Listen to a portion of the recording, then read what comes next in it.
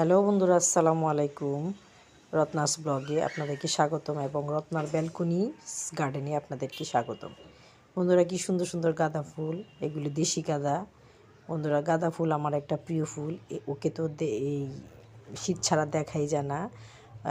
ফুলের পাতাগুলিও আমার অনেক গন্ধটা, স্মেলটা অনেক ভালো লাগে। শীত শীত একটা আভা। যাই হোক বন্ধুরা, আমি গোলাপ ফুলের মতো গাঁদা ফুলেরও যত্ন নিই। গোবর সার আর ভার্মিকম্পোস্ট সার এর উপরে কোনো যত্নই হতে পারে না, বা এর কোনো মাটি হতে পারে না এগুলি ভালো থাকার ক্ষেত্রে। এই ফুলগুলি ভালো থাকে শুধু গোবর সারে আর ভার্মিকম্পোস্ট সারের উপরে। আর আমি একটা জিনিস স্প্রে করি, স্পেশাল একটা ট্রিট স্প্রে করি। সেটা হলো এই বেকিং সোডার সাথে চিনি মিশিয়ে আমি হাফ লিটার বোতলে আমি একটু একটু করে স্প্রে করে দিই 1 সপ্তাহ পর পর।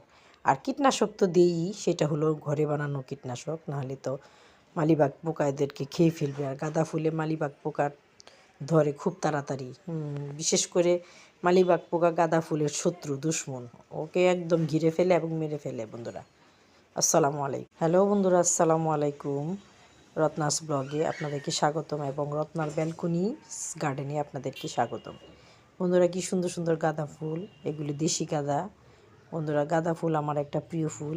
ওকে তো এই শীত ছাড়া দেখাই যায় না। ফুলের পাতাগুলিও আমার অনেক গন্ধটা, স্মেলটা অনেক ভালো লাগে। শীত শীত একটা আভা। যাই হোক বন্ধুরা, আমি গোলাপ ফুলের মতো গাঁদা ফুলেরও যত্ন নিই। গোবর সার আর ভার্মিকম্পোস্ট সার এর উপরে কোনো যত্নই হতে পারে না, বা এর কোনো মাটি হতে পারে না এগুলি ভালো থাকার ক্ষেত্রে। এই ফুলগুলি ভালো থাকে শুধু গোবর সারে আর ভার্মিকম্পোস্ট সারের উপরে। আর আমি একটা জিনিস স্প্রে করি, স্পেশাল একটা ট্রিট স্প্রে করি। সেটা হলো এই বেকিং সোডার সাথে চিনি মিশিয়ে আমি হাফ লিটার বোতলে আমি একটু একটু করে স্প্রে করে দিই 1 সপ্তাহ পর পর। আর কীটনাশক তো দিই, সেটা হলো ঘরে বানানো কীটনাশক, নাহলে তো মালিবাগ পোকা এদেরকে খেয়ে ফেলবে। আর গাঁদা ফুলে মালিবাগ পোকা ধরে খুব তাড়াতাড়ি। বিশেষ করে মালিবাগ পোকা গাঁদা ফুলের শত্রু, দুশ্মন। ওকে একদম ঘিরে ফেলে এবং মেরে ফেলে। বন্ধুরা, আসসালামু আলাইকুম।